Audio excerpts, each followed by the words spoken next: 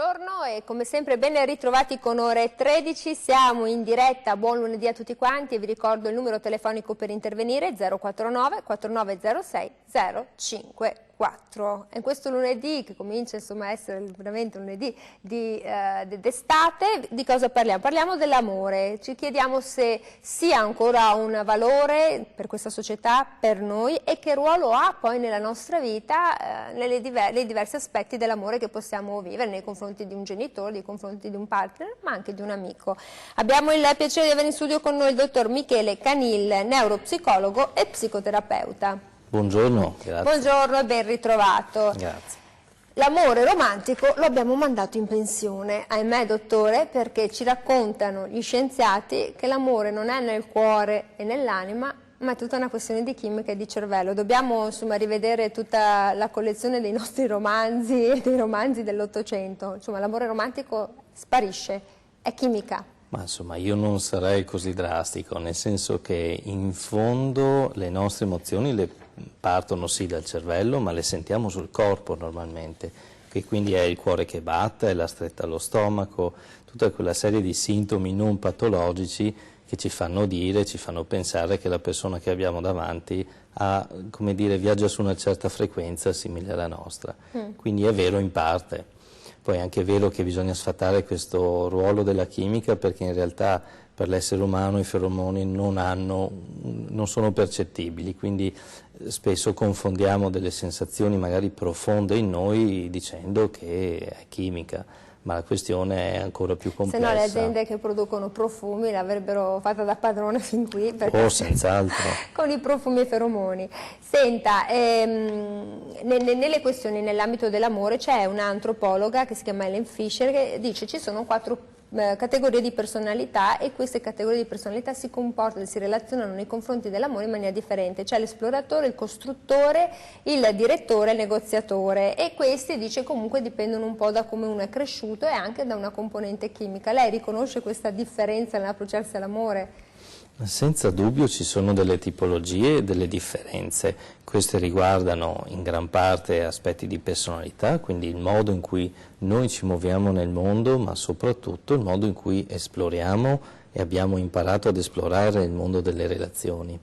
Basti pensare a chi ha, per semplificare, magari avuto esperienze d'amore materno con una madre particolarmente direttiva, ecco che sono persone che tendono ad accomodare. Viceversa, chi ha avuto delle madri particolarmente, diciamo, buone e comprensive, sono persone che tendono a vivere in modo un po' più direttivo le proprie relazioni. Normalmente si parte da lì, poi ci sono tante esperienze che nell'arco di una vita possono condizionare sia le nostre relazioni ma anche aspetti profondi di personalità, no? Come ad esempio le aspettative, che sono quella parte invisibile della nostra personalità ma che riguardano il futuro, un futuro che ancora non esiste ma ci si aspetta che, quindi la diffidenza, quindi la fiducia, quindi il pensare sì è bello ma finirà, piuttosto che io piacerò sicuramente, ognuno con le sue declinazioni. Avete capito quindi, perché si parla sempre poi magari di amore, delle relazioni amorose, però alla fine che cos'è secondo lei l'amore? Perché che indaga la mente umana, ha capito che cos'è?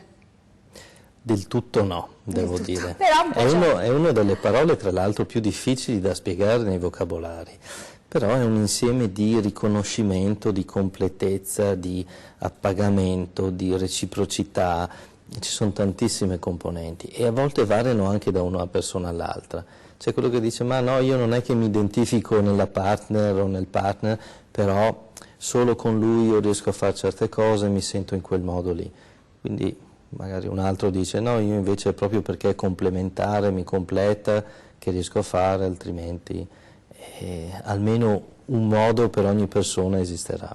So, questo è un grande mistero, oltre che aiutare poi i compositori che portano le canzoni a Sanremo con questo amore che ritorna, no? Rappresenta anche un mistero nel quale una persona poi cresce, perché appunto viene declinato l'amore a seconda delle situazioni nelle quali ci troviamo. 049 49 06 054 se avete delle domande, delle opinioni. Senta, è importante crescere con una madre e un padre che siano amorosi, e una società amorosa. Intanto la società è ancora una società che volge all'amore, al prendersi cura l'uno dell'altro, secondo lei?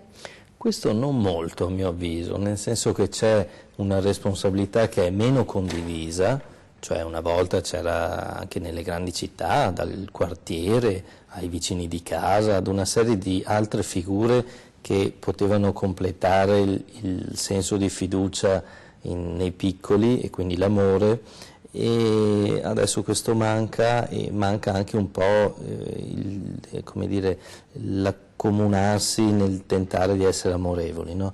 Siamo un po' più singoli, incapsulati in confezioni singole, e quindi questo fa mancare un po' una visione d'insieme amorevole.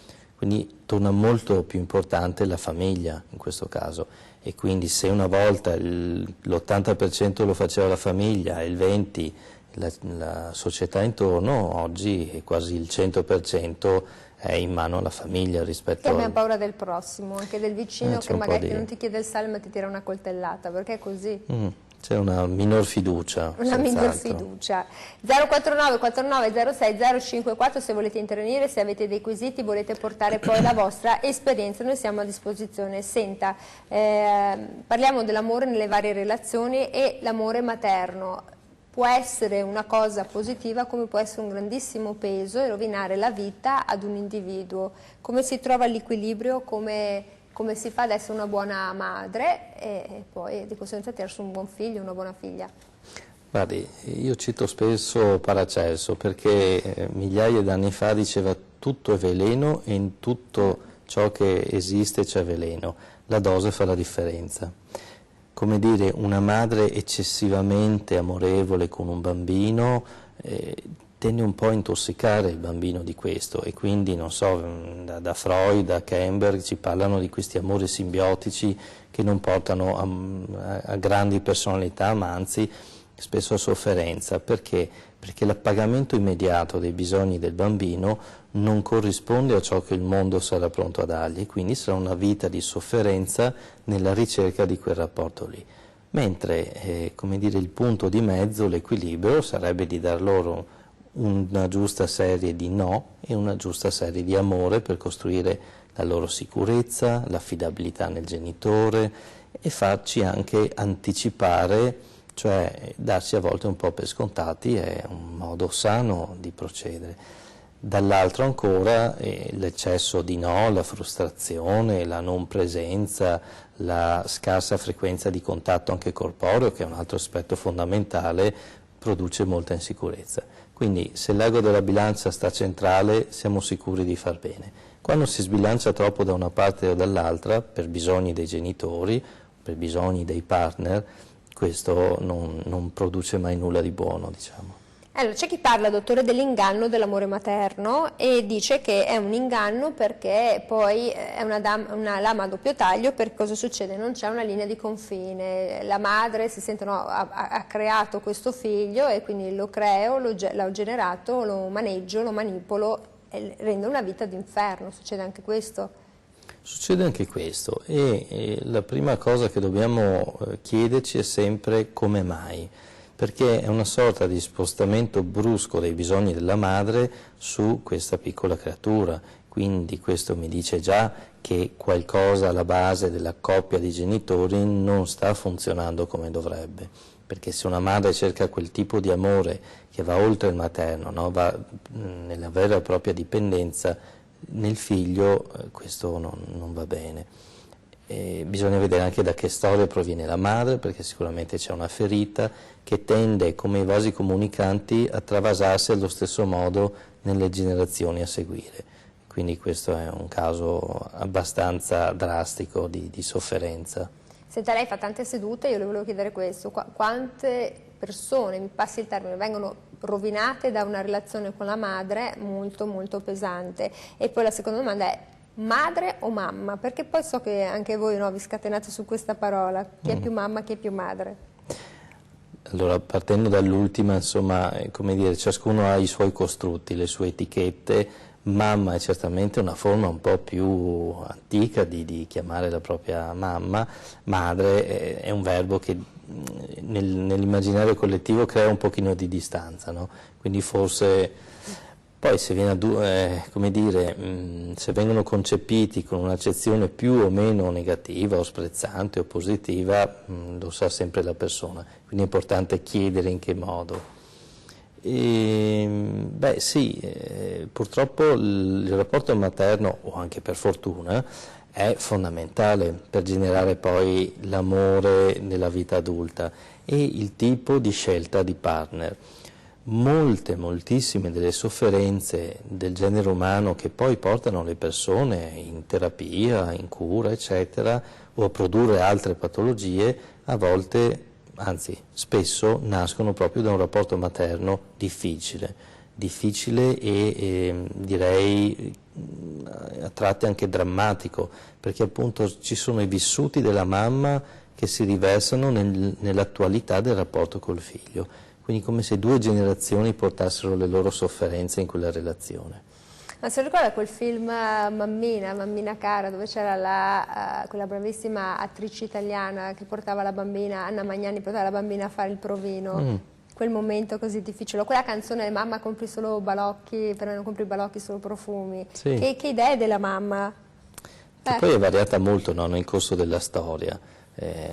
O anche all'interno di diverse culture in cui la donna e la madre hanno dei ruoli molto diversi, no? Più o meno determinante, quindi insomma ci trasciniamo non solo il momento che riteniamo attuale con i nostri partner, ma lì dentro ci sarà tutto l'apprendimento nostro con la madre e di almeno 1 o 2 generazioni indietro. Avete capito allora, quindi quanto sono complicate le relazioni quando di mezzo c'è l'amore. 049 49 06 054, noi andiamo in pubblicità, quando volete siamo qui a disposizione per le vostre telefonate. A dopo!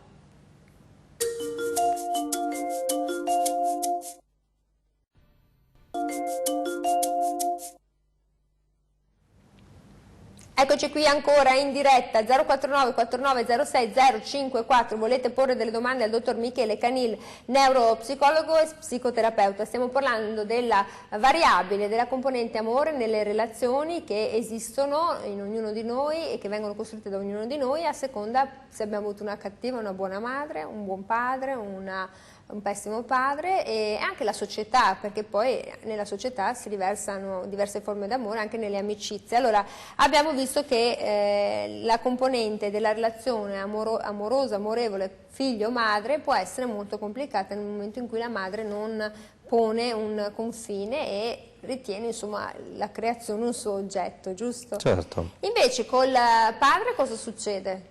Il padre ha un ruolo fondamentale, anch'esso, un po' meno della madre, adesso non me ne vogliono i padri, sono padre anch'io, però come dire, nei primi anni il padre è un po' l'involucro protettivo di quella magia speciale che deve nascere tra le madri e i propri figli e quindi assume un po' il ruolo della società, no? Perché è un ente terzo, ovviamente familiare. Dopodiché, quando il bambino comincia a svilupparsi, comincia a conoscere, ad esplorare l'ambiente, il padre assume un ruolo di guida via via col tempo, o almeno dovrebbe. Nei casi in cui c'è la troppa assenza del padre, che è una cosa che tanti di noi stanno verificando, insomma, certamente non solo oggi perché è un po' una questione diciamo anche del secolo scorso, ma il padre troppo assente genera dei vuoti. Questo vuoto, prima di tutto, è fondamentale dire, è per la madre.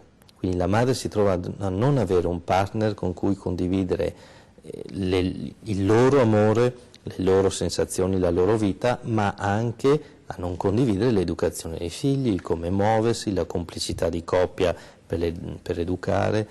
Quel vuoto lì andrà molto probabilmente a riversarsi sulla relazione tra la madre e i propri figli, perché lì si genera quella sorta di vuoto affettivo della madre che inevitabilmente va a coprirsi in quel modo lì.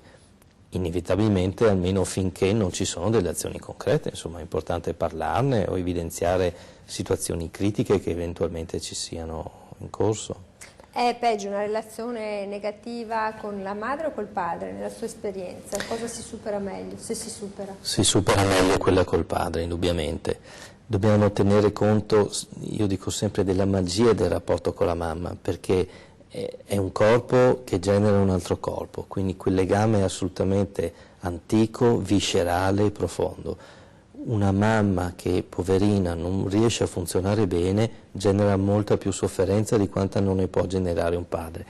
Attenzione, dobbiamo escludere in questo discorso tutte le volte in cui ci sono quei casi estremi in cui i padri sono davvero violenti o persecutori o hanno degli atteggiamenti, insomma, volontari, attivi e spietati. Ovviamente, diciamo, a parità di azioni, le stesse azioni generate da una madre implicano un'insicurezza totale nella persona. C'aveva ragione Freud quando a un certo punto nelle sue terapie diceva uccidi la madre, era Freud, giusto? Sì, in modo simbolico. In modo simbolico, però ce lo ricordiamo ogni tanto, c'era questa cosa. 049 49 06 054, pronto, buongiorno, buon lunedì. Buongiorno, buon lunedì a voi. Buongiorno. Io avevo una domanda per il dottore, proprio su quello di cui stava parlando adesso. Lui diceva che il padre fa da involucro in una prima fase e dopo diventa una guida per il piccolo, per il figlio.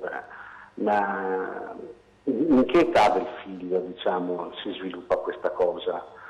O meglio, fino a quando il padre resta in secondo piano, se possiamo dire così, non so se dico correttamente, rispetto alla madre, ecco questo. Va bene, allora abbiamo preso questa telefonata, fino a quando il padre resta in secondo piano. Sì, allora, specifico una cosa, in secondo piano non significa meno importante, perché è come dire che se la mamma è la colonna, il papà è il basamento. Se manca il basamento, la colonna si piega, cade, si rompe, può fare tante cose. Quindi è anch'esso molto importante, ma mi piace il modo di dire in secondo piano, cioè lavora un pochino dietro le quinte. Sempre da prendere con le pinze. Cosa vuol dire? Che comunque entro i primi 2-3 anni di vita è fondamentale che ci sia comunque un tentativo di instaurare un rapporto anche corporeo, cioè la carezza, prendere in braccio i figli, cioè il papà deve esserci. Cioè dice una relazione anche un po' più fisica rispetto alla certo, mamma? La presenza diretta, il rapporto 1-1 tra i figli o la figlia e il padre è molto importante che ci sia. Chiaramente i bambini tendono a riconoscere molto di più la mamma in quella fase, ma non si offendano i papà perché dopo tornano alla ribalta, cioè dopo i 3 anni che il bambino normalmente comincia ad avere un gran desiderio e curiosità di esplorare il mondo, lì il papà interviene, sia in modo un po' atavico e da mammifero, io dico, cioè come limite, questo lo fanno un po' tutti gli animali, sia anche come accompagnatore sicuro, perché teniamo a mente che porre qualche limite all'esplorazione va bene, perché i figli si sentono amati e si sentono al sicuro, cioè io adulto non ti permetto di esplorare facendoti male, ma ti permetto di esplorare senza rischi. L'eccesso di limite genera ovviamente un disturbo dell'esplorazione, quindi direi, per farla breve, dopo i 2-3 anni il papà comincia ad assumere un bel ruolo importante. Un po' di soddisfazione, perché sennò dicono, assolutamente. Già magari la prima parola è stata mamma, voglio stare con la mamma, insomma il papà si sente anche davvero in secondo piano. 049 49 06 054, se volete porre delle domande, siamo col dottor Michele Canil, neuropsicologo e psicoterapeuta, stiamo parlando delle funzioni dell'amore nella nostra vita, funzioni che diventano molto importanti anche nella fase dell'innamoramento. L'amore e il cervello sono in comunicazione, o viceversa, il cervello genera l'amore a prima vista, e quindi ci si relaziona sempre comunque su impulsi chimici, lo stesso in un certo senso. Su impulsi chimici e biofisici, nel senso che è il tipo di funzionamento proprio che abbiamo noi nel sistema nervoso centrale. Gli impulsi chimici riguardano sicuramente anche i vari ormoni e neurotrasmettitori, quindi quell'insieme di produzione organica che sta dentro, quindi endocrina, che ci fa scatenare alcune emozioni, no? Quindi il rossore, la palpitazione, tutto quello che... Le famose farfalle nello stomaco. Le farfalle nello stomaco, che insomma è l'aorta che comincia a dilatarsi e ci dà quella sensazione, ma ci dà un'indicazione che parte prima di tutto dal pensiero, poi si trasforma in un impulso e poi va a colpire una serie di organi che ci dicono quella è una situazione bella, emozionante, ricca, giusta.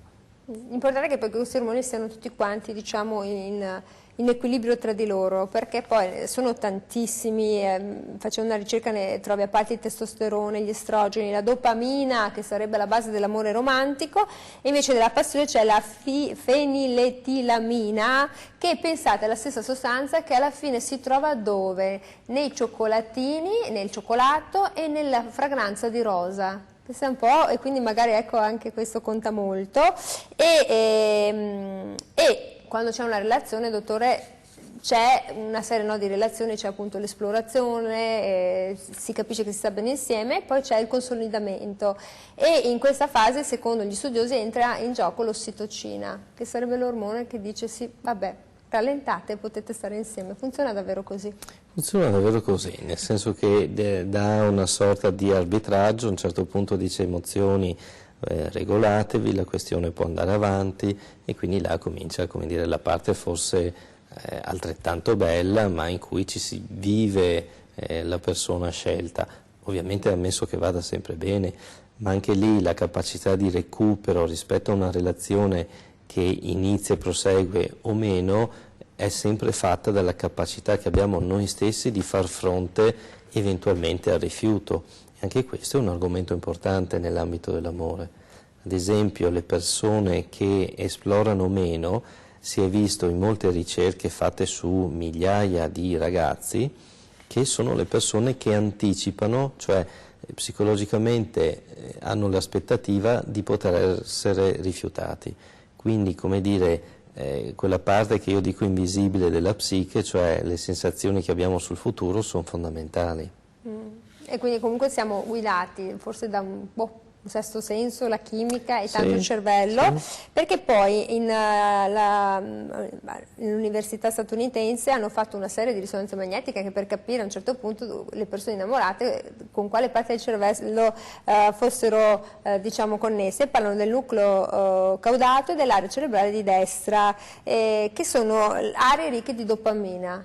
Sì, si crea proprio un circolo. Non solo quelle, diciamo, ci sono fattori di innesco che sono dovuti all'amigdala, che è quell'area deputata a riconoscere forme, situazioni, cioè assegnare un significato al reale, diciamo così, attraverso i nostri organi di senso.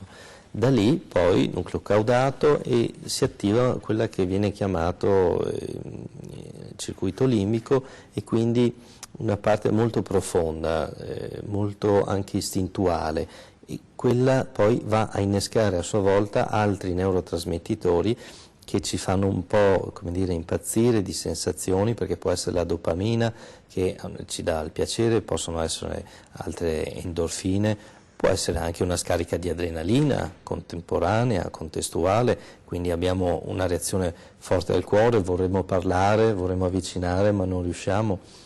Tutto avviene in pochi millesimi di secondo. Pensa un po', poi immagino tutto il fisico, il cuore che si muove, l'aorta, sono sensazioni, il caldo, il freddo, insomma, tutte queste farfalle.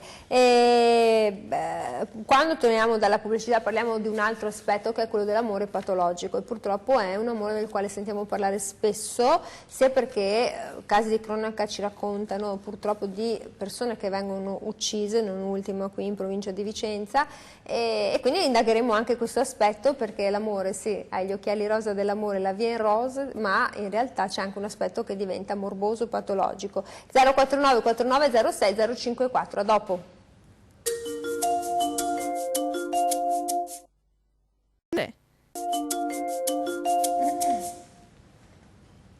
Eccoci qui, siamo rientrati con la diretta 049 49 06 054, se volete dire la vostra opinione, se volete porre delle domande, se attraversate anche voi magari una fase dell'amore un po' complicato della vostra vita, o volete raccontarci un episodio che vi ha particolarmente segnato, anche raccontarci l'emozione di un primo amore, perché no, chi è che se lo ricorda il primo amore?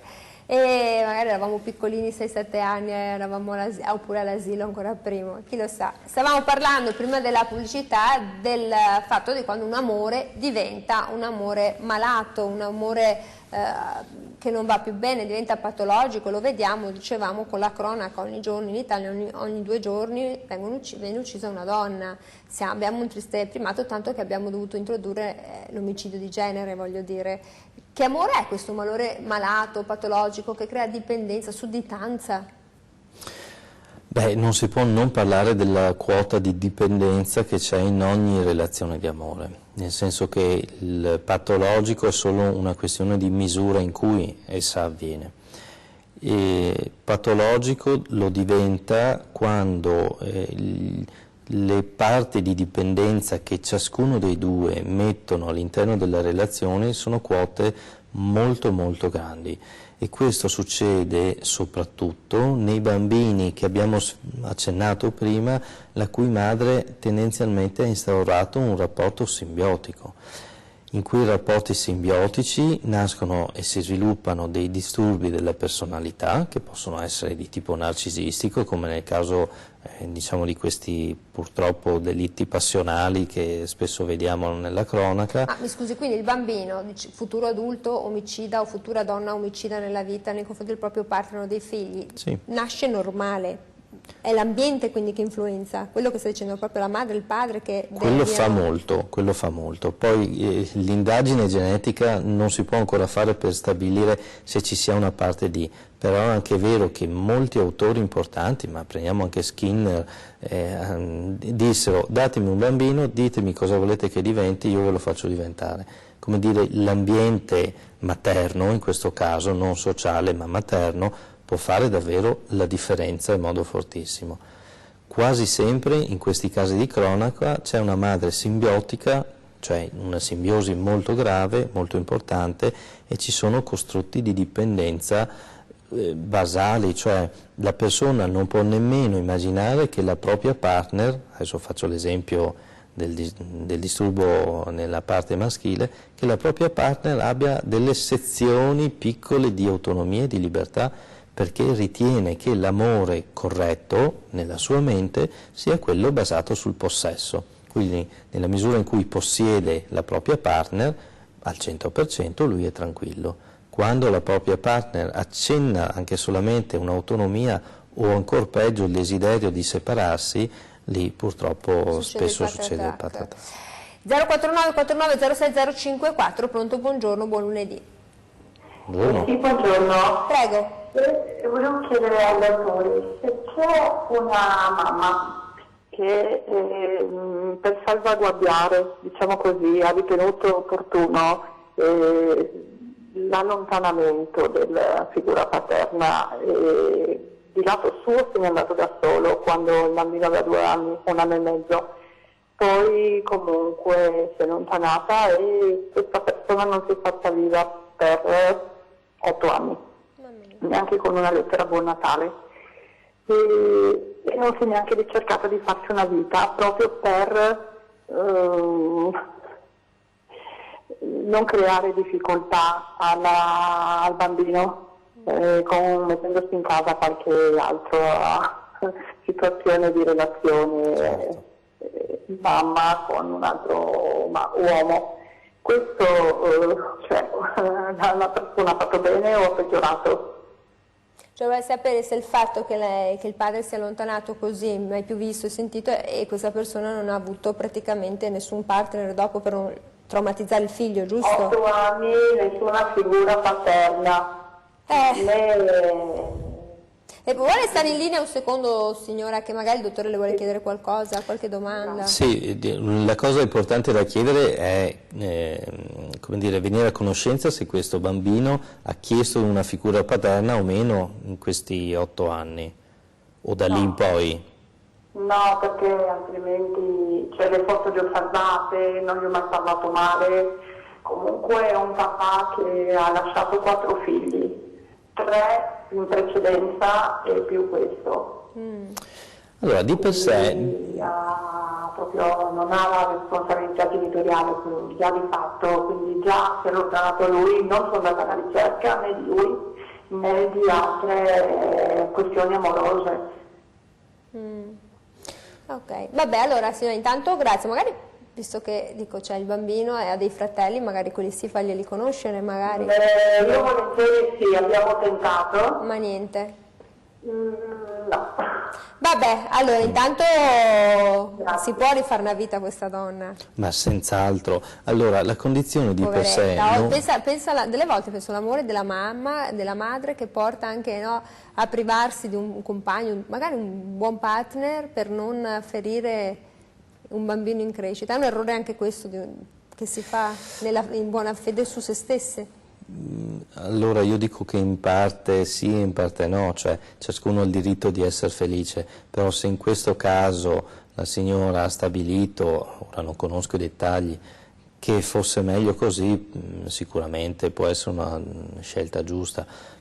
Io tenterei comunque adesso di reintrodurre una figura maschile, anche perché insomma la signora deve sfruttare questa opportunità che si chiama vita, e anche il bambino è giusto che a un certo punto veda che la mamma ha bisogno di un partner, perché questo scatena in lui sicuramente un po' di gelosia, ma deve anche imparare a conviverci, no? Direi che la signora ha fatto bene di fondo, perché ha avuto evidentemente dei motivi per cui ha fatto questa scelta col padre. Questo non implica di per sé nessuna patologia, il bambino potrà essere arrabbiato in futuro col padre, però per una responsabilità che riguarda anche il padre, e speriamo che abbiano modo un giorno di chiarirsi, di parlarsi. Certo, però è stata brava anche la signora, perché ha detto non abbiamo mai parlato male del padre, ma Sì, certo. ho fatto vedere foto e cose, però è interessante che ha detto padre, non papà. Ha detto padre, sì. Ha detto padre. 049 49 06 054, intanto in bocca al lupo alla signora, se volete intervenire c'è a disposizione il dottor Michele Canil, neuropsicologo e psicoterapeuta. Senta dottore, stavamo parlando appunto di questo amore malato e di queste situazioni, ma perché non ci si accorge che si sta andando appunto verso il fondo, quando tutti un po' cercano di tirarti per la giacchetta e dirti attenzione, i genitori, gli amici, cosa succede? Cioè, sei isolato, sei talmente concentrato che non vedi altro?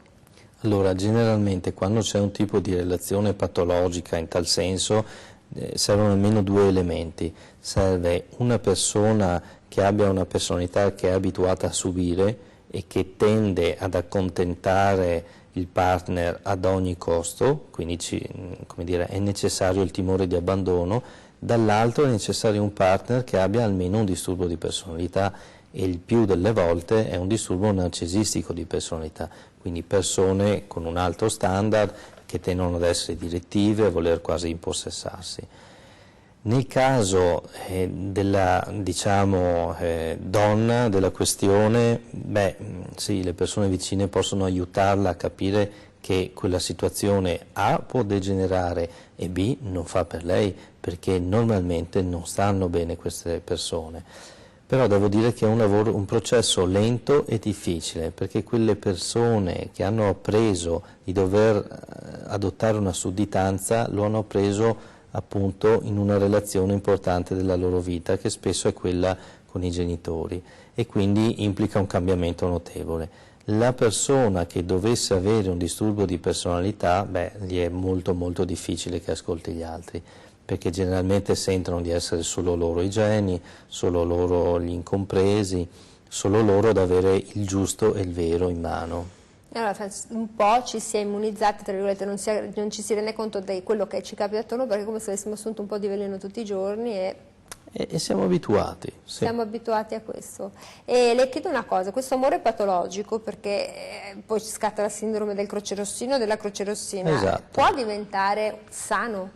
Cioè, c'è un momento nel quale il partner, la partner malate possono migliorare?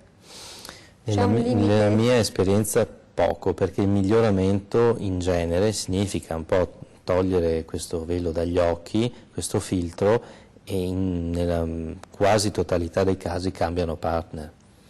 Il patologico continuerà a cercare relazioni con alto grado di dipendenza, mentre il non patologico riuscirà a fare un percorso o a sistemare in qualche modo i propri affetti e le proprie aspettative, e quindi a trovare un partner che stia un po' più al suo livello. Avete capito? 049 49 06 054 se volete porre delle domande, come avete capito, all'amore a 360 gradi oggi, nel bene e nel male. Speriamo più nel bene, giusto? Speriamo nel bene. Lei ha partecipato anche alla conferenza al Senato sulla biofisica e neuroscienza. Che cosa ha capito? Cosa ha spiegato a questi politici che sembrano poco amorevoli con gli italiani? Beh, insomma, tra i vari argomenti c'era appunto la questione biofisica delle frequenze del sistema nervoso centrale. Ed è curioso notare che le emozioni corrispondono ad una frequenza particolarmente instabile per il nostro sistema nervoso, cioè anche un po' mal tollerata, mentre quando gli amori si consolidano e ne siamo, come dire, contenti, soddisfatti, c'è stabilità nella relazione, il cervello tende a funzionare ad un ritmo alfa, che è quello del rilassamento, che è quello dello yoga, di quando facciamo le cose piacevoli. Quindi l'emozione tende a seguire dei picchi, degli spike, ma che poi si stabilizzano e devono stabilizzarsi quando la relazione è sicura. Se non arriviamo a questo, si possono generare anche delle vere e proprie patologie organiche, perché dal cervello ci sono dei tratti come dire, di comunicazione con gli organi bersaglio. Questi organi bersaglio sottoposti a una stimolazione di frequenza diversa dal piacere cominciano a funzionare male, e quindi una serie di disturbi. Questo non solo per quanto riguarda l'ansia, ma una serie di disturbi anche proprio viscerali, e questo è stato messo in evidenza. Che non sono disturbi psicosomatici? Possiamo chiamarli così, certo. Che fanno però stare malissimo. Fa stare malissimo, ma insomma dal pancreas all'intestino, a un malfunzionamento dell'alimentazione, alla pelle che spesso ci dichiara la cartina geografica. Certo. E questo è importante. Infatti poi quando si vede una persona che è innamorata e sembra luminosa, questa luce pazzesca. Sta meglio, passano, per dire, mi vengono in mente le verruche, cioè il sistema immunitario funziona molto meglio.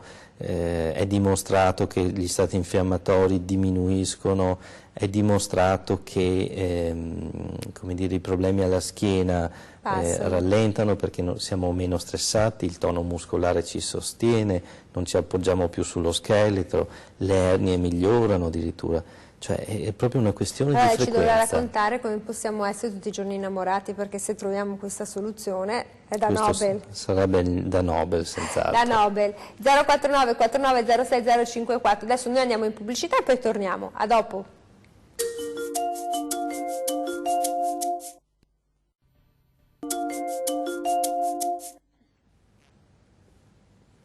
Eccoci qui, siamo tornati con la diretta 049 49 06 054. Se volete partecipare, intervenire, gli argomenti sono davvero tanti. Quando si parla di amore sono argomenti sempre molto difficili. Lei fa circa 2000 sedute all'anno, sono tante ad ascoltare le persone, a cercare poi insomma di trovare una terapia, una soluzione. Qual è la percentuale delle problematiche connesse all'amore? Non è che si presenta con la Margherita, mi ama, non mi ama, mi ama, non mi ama. Però... Ultimamente quella è una casistica importante, cioè l'interruzione delle relazioni. È una certa fetta di malessere della nostra popolazione, e quindi quella senz'altro, non so, potrei dire un 20-30%. Ma io trovo sia più interessante andare a capire come mai una gran parte, ad esempio, delle depressioni maggiori, quindi stiamo parlando di un disturbo grave, importante, che blocca la vita delle persone, nasca spesso dall'interruzione di una relazione affettiva o da un rifiuto, come se bastasse davvero quel piccolo innesco per far poi crollare una serie di altre cose che evidentemente erano già traballanti nella persona. Quindi, come dire, rifacciamoci anche a Bowlby, lì dove l'attaccamento materno è stato fragile, frammentato, insicuro, incostante, nella vita adulta potremmo anche funzionare, ma appena succede un evento che riguarda il nostro affetto, la sensazione di sentirci amati, quello fa crollare tutto il castello. Quindi uno ha depressione, attacchi di panico. Attacchi di panico molto frequenti quando non solo si interrompono le relazioni, ma quando una persona è un po' in attesa che possa interrompersi, anche se non ci sono come dire, i fattori effettivi di rischio, e quindi si vive con quella sensazione, oddio, ma domani ci sarà ancora, e ovviamente non si possono calmare Una dicendo... vita piena di panico, di ansia. Panico, attacchi di panico, un'ansia generalizzata, disturbi del sonno. Avete capito. 049 49 06 054, pronto, buongiorno. Buongiorno, Buongiorno. sono Anna Maria. Sì, Volevo rispondere a quella domanda là, è ancora un valore il ruolo che ha la vita? Io vedo poco amore in giro, vedo poco, sempre peggio, vedo sti bambini, vedo anche mio nipote, che fra loro sono cattivi, dispetti a tutto andare, non si vogliono bene, non lo so, amore, non lo so, non lo vedo più come una volta che ci si aiutava, non aveva bisogno. C'è un menefreghismo proprio alto. Io ho avuto un nipote che ha fatto 5 anni alle elementari, è stato massacrato. Ma come si dice, se non mi dai quei soldi per domani noi facciamo del male a tua mamma. Ah, proprio bullismo. Ha fatto 5 anni bruttissimi. Non è stato voluto bene dai suoi compagni. Adesso mia nipote non vedo l'ora che finisca, lei poteva far nomi perché sapeva chi erano i bambini, ma non ha voluto per non avere conseguenze con le mamme, perché le mamme difendono i bambini. Invece di dire guarda ti sei comportato male, lei per paura è andata avanti 5 anni così. Il bambino, poverino, adesso l'ha messo alle scuole private, ha detto non voglio più su una scuola pubblica. È stato, se domani mi porti 5 euro ti togliamo il cellulare. No, io non vedo anche tutte queste baby game, non vedo amore, non lo so se mi vuoi spiegare. Va bene, allora signora le faccio dare una risposta. 049 49 06 054, episodi di bullismo molto forti, forse anche l'amore, la cecità nell'amore materno che non porta a prendere il figlio che compie un'azione veramente riprovevole nei confronti di un coetaneo. Ancor peggio, non prendere un provvedimento significa avvallare, no? Perché fino ai 10 anni, ma anche oltre, spesso nell'adolescenza, il non porre un limite a qualcosa di evidente è un po' come prenderne parte, perché emotivamente l'adolescente o il bambino percepisce che allora questa cosa è approvata. Quello è il caso peggiore, però insomma qui siamo davvero... al di fuori, siamo nel lato criminale, siamo nel bullismo io avrei criminale. No? Denunciate queste situazioni che si sono create, perché è meglio che piangano un po' più da piccoli che si pianga poi quando si è grandi. Perché poi chiediamoci che adulti saranno quelli, perché storcere denaro a bambini dell'età scolare. Insomma, si va al di là del bullismo, no? È un atto proprio forte. Dove le imparano queste cose?